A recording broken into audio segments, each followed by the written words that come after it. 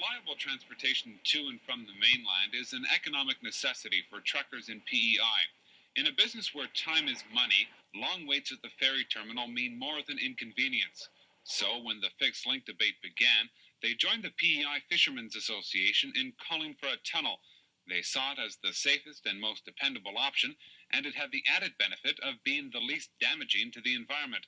More than a week ago, the federal government announced its shortlist on the fixed link project. The 3 proposals left are all bridges. The truckers are disappointed with that. And last night they fired questions at project leader Glenn Duncan. They met with him in Charlottetown. Duncan assured the truckers that a bridge will be safe for driving year-round.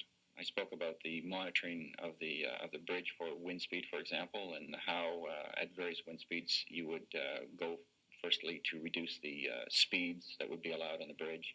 Secondly, you would allow passage only under convoy, and thirdly, there would have to be a complete shutdown until conditions were such that it would be safe to travel. Graham Miner is a spokesman for the truckers. He says Duncan has also assured them that the project won't go ahead at the cost of the environment. He addressed a lot of the concerns we had in terms of the environmental process and the different issues that have been raised by groups such as ourselves and the fishermen in terms of the environmental impact of the bridge on the fishery and also the surrounding environment, whether it be on the island or the mainland side. With that, the truckers are backing down on their demands for a tunnel. They're satisfied the one-tunnel proposal didn't meet environmental standards. Still, Miner says it's important that the government be more open about details of the project.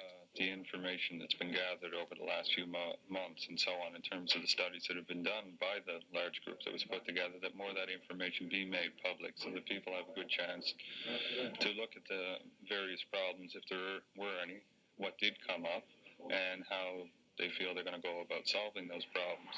With the truckers now on side, opposition to the bridge has weakened substantially, but it hasn't collapsed. The fishermen are still against it, and they've called for a second plebiscite. That call has also come from the Federation of Labor.